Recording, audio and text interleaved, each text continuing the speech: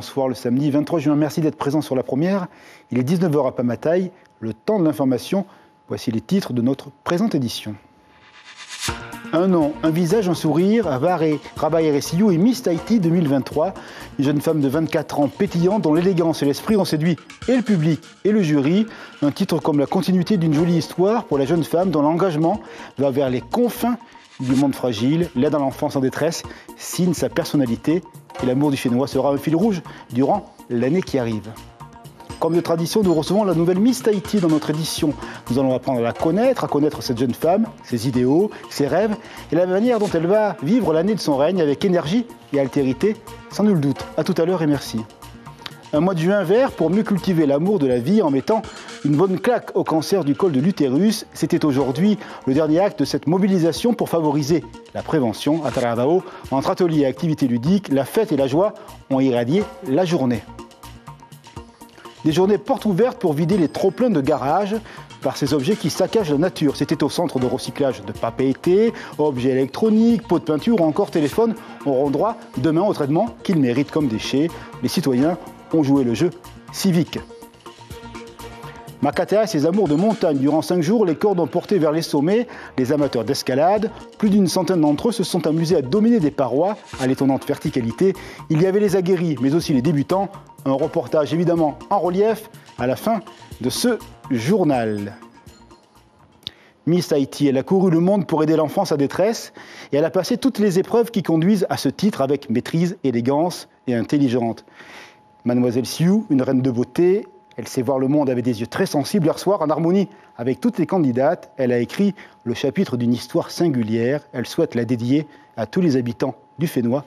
Son voyage en humanité ne fait que commencer. Retour sur cette soirée avec le Kalinénar et les images de Taïwa Iribé. Qui sera Miss Tahiti 2023 ? C'est inédit dans l'histoire de Miss Tahiti. La 62e reine de beauté tient la main de la Miss Heiva et le jury présidé par un homme sous l'émotion annonce des résultats qui créent la stupeur. 4, Rabah Siou. La candidate numéro 3. Puis très vite, c'est une explosion de joie. Miss Tahiti 2023 et Rabah Siou, la candidate numéro 3. Il a dit 4, Rabah Siou, donc je ne savais pas si c'était moi ou pas. Beaucoup d'émotions, reconnaissante pour ce titre et j'ai hâte d'aller à la rencontre des Polynésiens et de m'investir. Je suis super heureuse, je suis super heureuse. C'est vraiment extraordinaire, on y croyait vraiment. Super. C'était un fond derrière elle. Oui. On avait besoin de toute la famille pour vraiment encadrer là-bas, c'était vraiment génial. Avec tous ses amis, on les remercie vraiment du fond du cœur. Et toute la Polynésie pour les votes qu'on a eu. Je suis tellement fière en fait, c'est vraiment des larmes de joie et je suis trop contente pour elle. Elle mérite vraiment.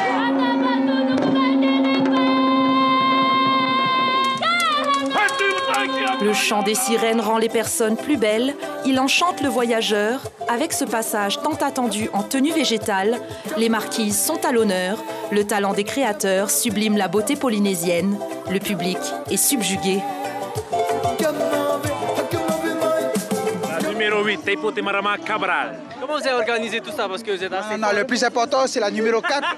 Numéro 4, Corail Bernardon, votez 4. Alors, les tableaux sont super, des poésies rayonnantes. Elle est magnifique, je pense qu'elle va gagner.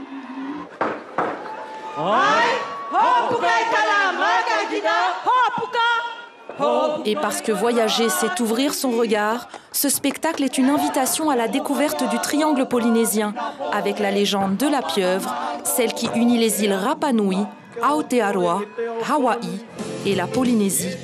Des spectateurs conquis, en témoignent les jardins de la mairie, aux couleurs des favorites.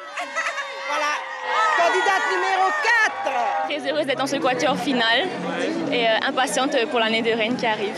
On a un titre de deuxième dauphine et de première dauphine, donc on est très reconnaissante aujourd'hui. Je suis tellement honorée de pouvoir porter ce titre et puis j'espère qu'on vivra encore une fois une expérience magnifique, toutes les 4. Mannequin, désormais Miss Tahiti, Rabah la globe-trotteuse part à la conquête de sa prochaine aventure, l'élection de Miss France en décembre, où elle pourra compter sur le soutien inconditionnel de sa famille et de la Polynésie. Miss Tahiti est avec nous. Bonsoir, c'est ainsi qu'on vous appelle pendant un an. Alors ces images, je pense que c'est beaucoup d'émotions pour le cœur et l'esprit de la jeune fille que vous êtes. Bonsoir Stéphane, merci pour l'invitation. C'est la première fois que je vois les images de l'élection d'hier. Donc oui, encore la tête pleine d'émotions. Je pense que je ne réalise pas encore. C'est vrai que c'était tout juste hier. Mais je pense qu'au fil des jours, surtout lorsque je vais aller à la rencontre des Polynésiens, que je vais vraiment réaliser que ça y est, je suis Miss Tahiti. C'est un rêve qui se concrétise. En tous les cas, il y a des images qui dégagent à la fois une sérénité et beaucoup d'amour. Vos parents sont là, on peut le dire aux téléspectateurs. Il y a une fusion avec vos parents parce qu'on voit leur émotion hier soir. Cet amour, il y a les larmes quasiment sur leur visage. Hein. Pour arriver aussi loin dans l'aventure, c'est vrai qu'il faut avoir un soutien de sa famille. Et ils ont été là depuis le début dans chacun de mes projets. Ils ont été là à me soutenir. Toute ma famille était présente. Et forcément, lorsqu'on voit tout ce soutien, ça nous donne de la force. Et je pense que ça m'a permis aussi de peut-être briller sur scène. On parlait d'altérité dans les titres, cette capacité que vous avez à créer du lien. Avec les jeunes filles qu'on vient de voir, les autres candidates, quelque chose s'est passé également pendant ces 2 mois de préparation. On a vraiment eu la chance d'être 10 candidates très soudées. Il y a une très très bonne entente. Je tiens à les féliciter aussi parce qu'on a toutes fait un parcours incroyable et je suis fière d'elles. Et oui, c'était vraiment un honneur de partager cette belle aventure avec elles. Aujourd'hui, en regardant les réseaux sociaux, il y a un mot qui revient autour de votre personnalité, on l'a dit dans les titres, l'humanité. L'enfance en détresse, c'est quelque chose qui vous tient à cœur. Vous avez beaucoup voyagé en Afrique. Est-ce que ça aussi, ça a forgé votre regard sur le monde et la jeune femme que vous êtes aujourd'hui? Forcément, ça a changé la vision que j'ai de la vie. C'est ce fameux voyage humanitaire au Togo, lorsque j'avais 20 ans. J'ai eu l'opportunité de scolariser, grâce à l'aide de généreux donateurs polynésiens, 3 villages. Forcément, lorsqu'on fait quelque chose comme ça, d'aussi grand, ça change la vision qu'on a de la vie. Et ça m'a donné aussi envie d'en faire plus. Et je pense qu'avec ce titre de Miss Tahiti, je pourrais avoir un plus grand impact et faire une plus grande différence. Vous avez rencontré beaucoup de richesses humaines dans ces jeunes gens qui cherchent parfois des voies pas faciles à trouver, vu les conditions socio-économiques des pays où vous avez vécu. Lorsque j'étais dans ces villages, éloignés de la capitale, j'ai pas senti cette tristesse, cette peine ou cette misère, si je peux dire. C'était vraiment des gens heureux qui se contentaient de ce qu'ils avaient. Et pour la petite anecdote, ils étaient là en train de jouer avec des sachets de pâtes, très heureux et pas là à se plaindre. Et ça aussi, c'était une très très belle leçon de vie. Vous êtes étudiante en marketing, vous revenez au Fénois. Est-ce qu'on revient encore avec plus d'amour dans son cœur, avec ce titre évidemment? Et vous avez hâte à nouveau de voyager à travers les archipels, voir les populations qui vous regardent ce soir et de leur partager en leur disant « N'ayez pas peur, avancez », c'est ça que de vivre? C'est vrai que ces dernières années, j'ai eu envie d'aller découvrir ailleurs. Mais maintenant, avec plus de maturité, j'ai envie de me replonger dans ma belle culture. Et c'est pour ça que j'étais aussi très heureuse de ce thème de cette année, le triangle polynésien. Ça nous replonge directement dans nos racines. Et oui, cette année, en tant que Miss Tahiti, j'ai vraiment envie de me rapprocher de ma culture et aussi aller à la rencontre de la population polynésienne. D'ailleurs, je pense que ce soir, j'ai fait un petit pas. J'ai eu ce petit challenge de faire l'interview en tahitien. Donc ça, c'est que le début de ce que je compte en tout cas faire. Et je suis motivée à m'investir en tout cas pour les Polynésiens. Et ce mana, vous le sentez en vous, là, il vous accompagne depuis hier soir de manière formidable, je suppose. Oui, forcément ici, avec tout, la famille, la Polynésie, le thème aussi qui était magnifique. On a fait un spectacle incroyable. Un message, dites, faut vivre ses rêves, c'est vraiment la leçon qu'on peut tirer de votre parcours? Oui, mais plutôt, moi je dirais ma devise. N'attendez pas d'être quelqu'un pour faire une différence. Aujourd'hui, si on veut vraiment, on peut. Il faut juste s'en donner les moyens et oser. Merci beaucoup de nous avoir accordé cette interview. Passez une bonne soirée. Je crois que la nuit a été courte et profitez aussi de tout l'amour qui vous attend avec la famille et le comité qui est derrière dans la loge. Merci encore de nous avoir accordé votre interview et bon règne. Merci beaucoup. Merci beaucoup. Un samedi à la campagne, à Tarabao, en fait, une journée de campagne pour prévenir les cancers du col de l'utérus. Voici le petit symbole. Toute la journée, l'Institut du cancer de Polynésie, enrôlé avec les associations, a déployé des stands d'information, un rendez-vous ludique pour célébrer la vie et rappeler l'utilité du dépistage. Reportage sur place avec Méridic Glambin et les images de Mélissa Chang. La première chose à faire, c'est qu'il faut que tu prennes rendez-vous, soit avec une sage-femme près de chez toi, soit avec un gynécologue s'il n'y a pas de sage-femme près de chez toi. Iris n'a jamais fait de frottis, À 67 ans, elle envisage enfin de franchir le pas après le décès de sa mère il y a 13 ans, puis celui de sa sœur il y a 3 ans. Et comme mes sœurs, ils ont eu cette maladie-là, alors je profite aujourd'hui. Le cancer du col de l'utérus? Oui, j'ai 2 sœurs. Il y a une qui est décédée, il y a une qui a été opérée, mais... Tu as commencé à t'inquiéter alors? Voilà. Le frottis est conseillé tous les 3 ans dès l'âge de 25 ans. Pas toujours agréable, il permet néanmoins de détecter la maladie à un stade précoce et d'éviter de lourds traitements. Ici, 4 stands de prévention et 3 associations sont là pour briser les barrières avec bienveillance. Cette maman s'intéresse au papillomavirus, sexuellement transmissible, en grande partie responsable du cancer du col de l'utérus.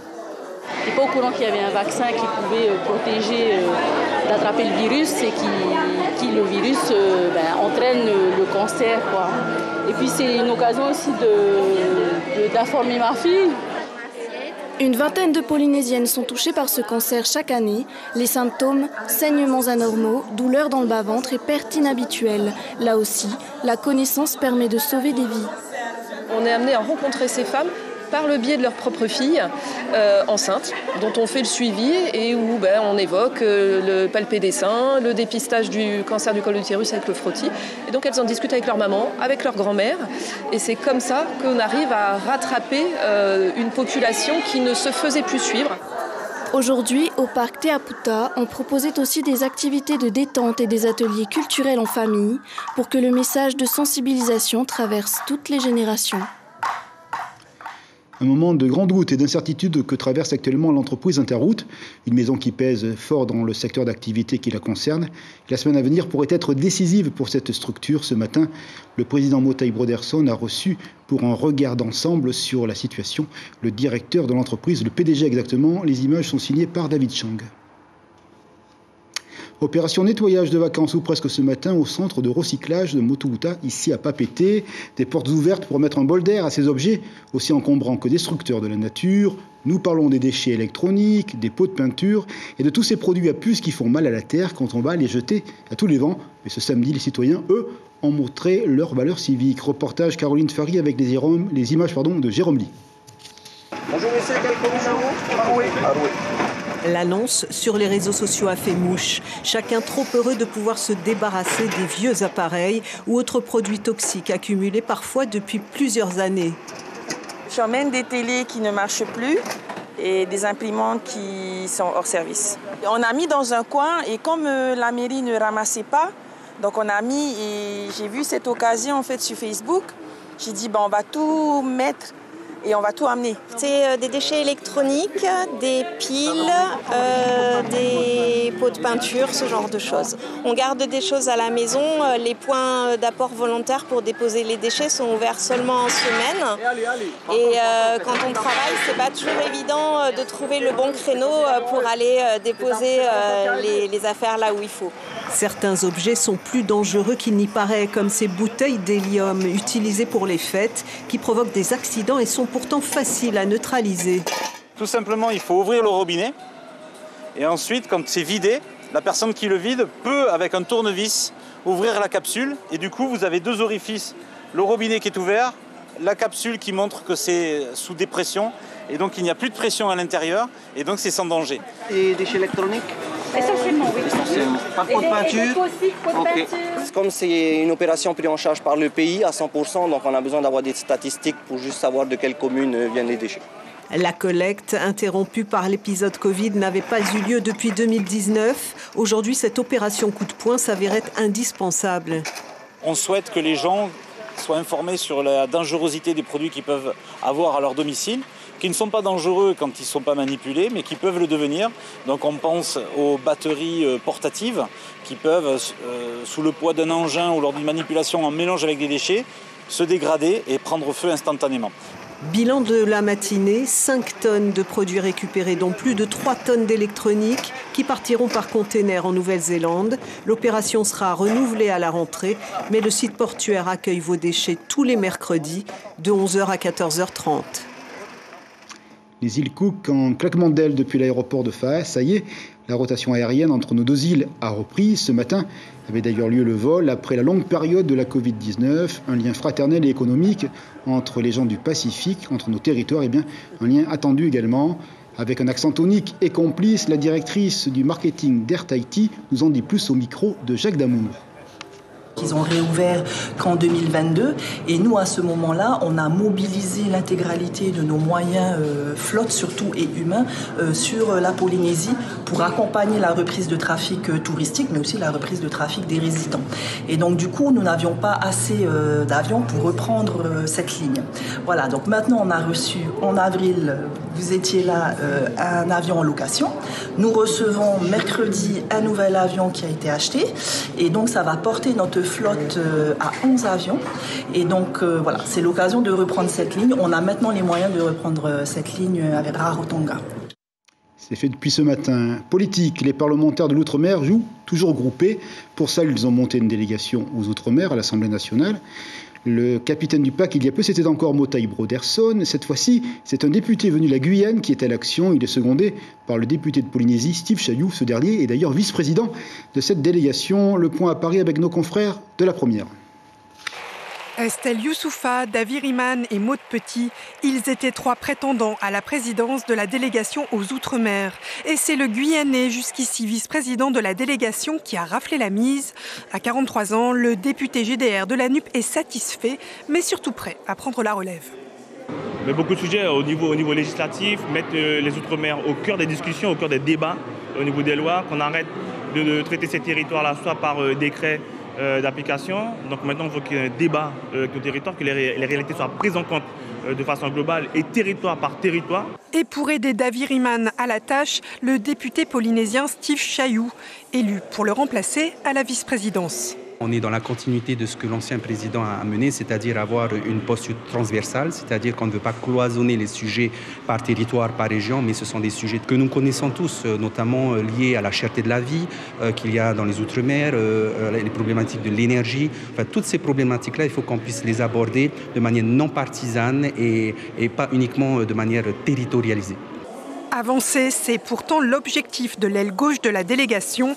Sur la table, déjà plusieurs dossiers, à l'image de celui épineux du chlordécone.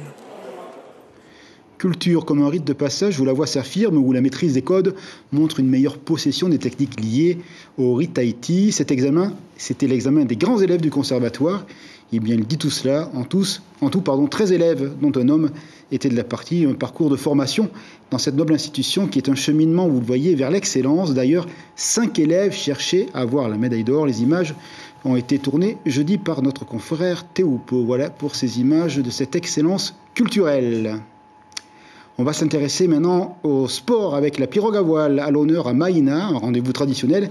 Il réunit aussi bien les habitants que les touristes, une manière de faire découvrir l'art incroyable du peuple polynésien dans sa réalité marine. Même si le vent fit un peu défaut aujourd'hui, les pirogues sont devenues des images en souvenir et un récit qui a séduit deux touristes, 2 voyageurs. Ils en parlent d'ailleurs à notre collègue David Chang. Nous les écoutons. Ces bateaux-là n'ont pas de quille comme un voilier, et ce qui fait pour se déplacer dans l'eau, il faut être quand même un artiste jongleur, parce que avec les courants, le vent, c'est pas pareil qu'un voilier. Je pense que c'est un sport qui doit être physique, tactique aussi pour utiliser le vent, et technique parce que bon, un bateau, 2 flotteurs, une voile, ça doit pas être évident. Ça doit être physique aussi. Oui, c'est ça, oui. Il rame en plus, donc je pense que c'est assez complet. Et je pense que les Polynésiens doivent être très très forts là-dedans parce que c'est des très bons navigateurs. À Makatea, dès lors que l'on dessine les paysages, il faut aimer les verticales. Ici, les parois ont de quoi faire pétiller tous les amoureux de l'escalade. Aux spécialistes des vertiges, une découverte à nul autre pareil. 5 jours à regarder, puis à escalader les sommets pour une centaine de sportifs, des sportifs aguerris, mais aussi, et bravo à eux, des débutants. De belles sensations pour ce rendez-vous qui s'est achevé. Hier, reportage au pied de la montagne signé par notre duo Areoe Tefafana et Sandroli.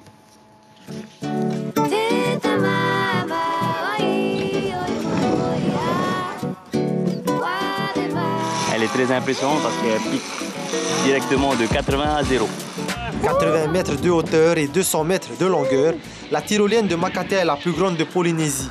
Installée spécialement pour les amateurs de sensations fortes, petits et grands repoussent leurs limites. Adrénaline assurée.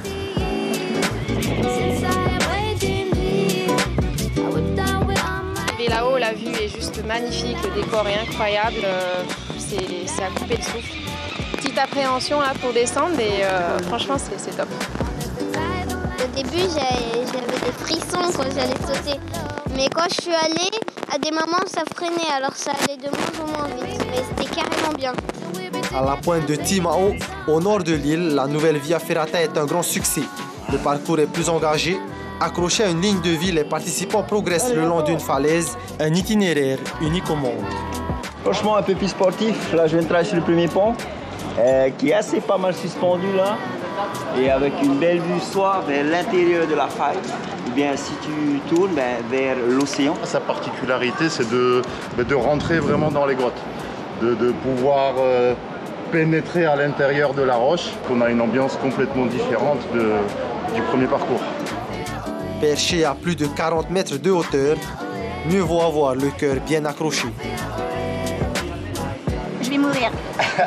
Depuis le début, on pense ça. Comme tu dis, dépassement de soi mais flip total au fait. Avec eux, tu te sens bien en sécurité, pas de soucis. C'est super bien, très impressionnant, franchement. Le spot est magnifique et en termes de difficulté, c'est très intéressant pour découvrir l'île et la vue.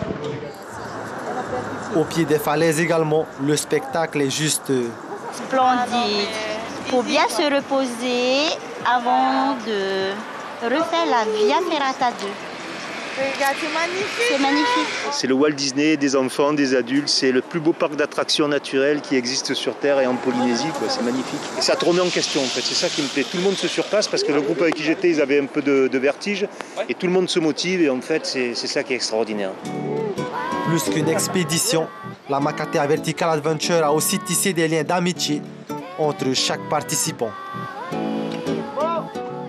C'est quasiment la fin de ce journal. On vous rappelle l'information principale de ce samedi, évidemment.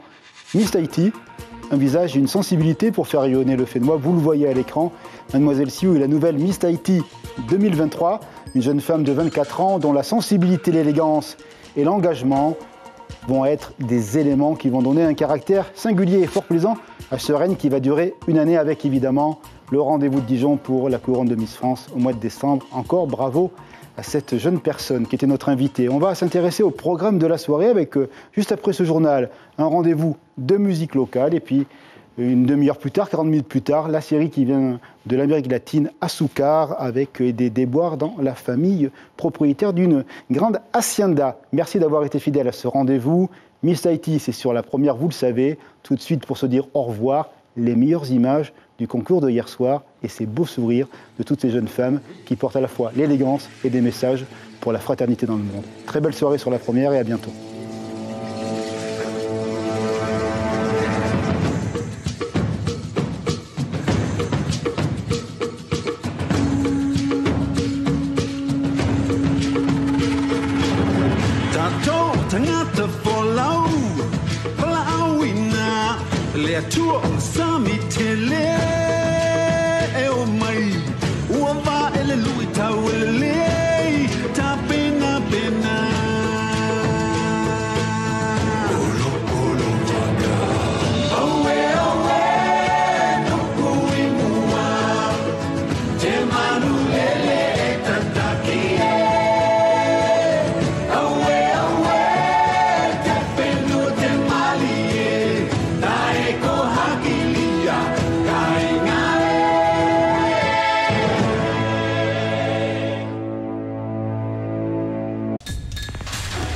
L'information en continu sur Polynésie la première, Internet et réseaux sociaux.